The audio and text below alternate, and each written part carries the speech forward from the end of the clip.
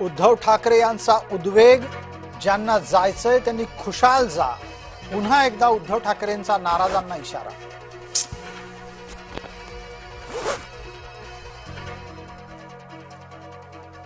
यवतमाळचे खासदार संजय देशमुख मंत्री प्रताप जाधव यांच्या भेटीला गेल्यानं उद्धव ठाकरेंच्या चिंता वाढल्या।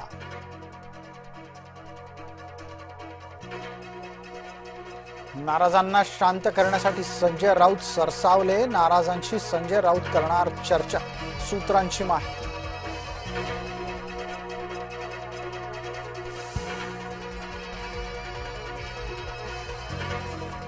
एकनाथ शिंदे आणि गणेश नाईक यांच्यातला वाद वाढला। नवी मुंबई मनपाच्या कार्यक्रमात शिंदेंचं नाव वगळल्यानं शिवसैनिक आक्रमक।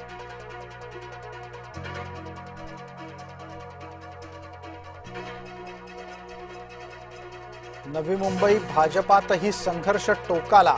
मंदा म्हात्रे यांना धक्काबुक्की झाल्याचा दावा।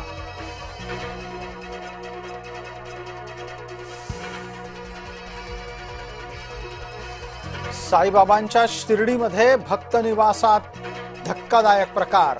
मुसलमान सफाई कर्मचाऱ्यानं भक्त निवासात तरुणीचा केला विनयभंग।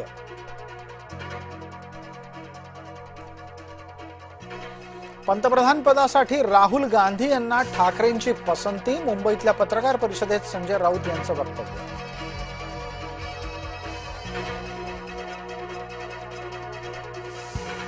जयपुरात झुरळांना पडले फटके। कॉकरोच जनता पार्टीच्या अभिजित दिपकेवर हल्ला। जयपूरमधील आंदोलनादरम्यान मारहाण।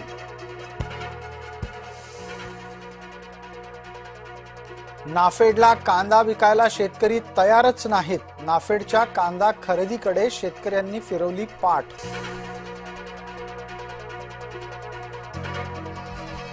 धरणातला पाणी साठा आता फक्त पिण्यासाठीच। पावसानं ओढ दिल्यानं जलसंपदा मंत्र्यांनी घेतला महत्त्वाचा निर्णय।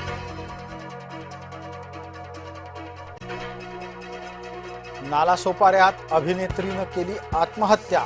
संचिता उगलेनं राहत्या घरी लावून घेतला गळफास।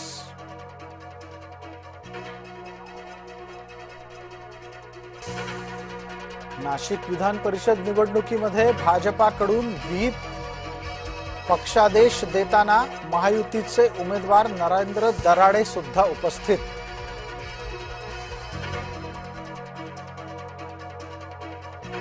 शिवसेनेमध्ये तानाजी सावंत नाराज असल्याची चर्चा। विधान परिषदेसाठी पुण्यातच बसून घेतायत बैठका। नागपुरातील भाजपा नगरसेवकांना मतदानाचं मिळणार प्रशिक्षण। नागपूरच्या नगरसेवकांना मुंबईत आणून भाजपा करणार प्रशिक्षित। संतोष देशमुख खटल्यात तारखांवर तारखा पडल्यानं कुटुंबीय नाराज। खून खटल्याची पुढील सुनावणी आता 17 जूनला।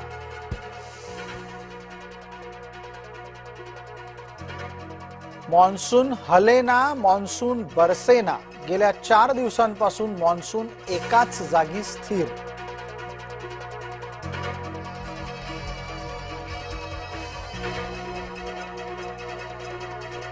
पुण्यात आता 1 दिवसाआड पाणी पुरवठा। महापालिकेकडून पाणी पुरवठ्याचं वेळापत्रक जाहीर।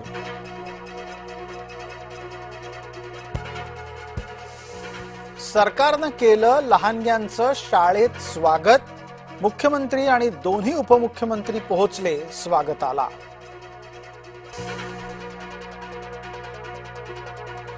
होर्मुझ बंदर लवकरच खुलं होणार। अमेरिका आणि इराणमधला तणाव संपला।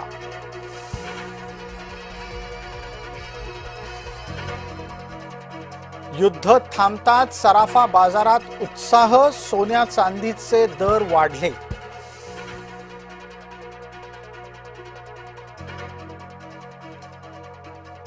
डोनाल्ड ट्रम्प यांच्या शब्दाबाहेर पंतप्रधान मोदी नाहीत। राहुल गांधी यांचा पुन्हा एकदा हल्लाबोल।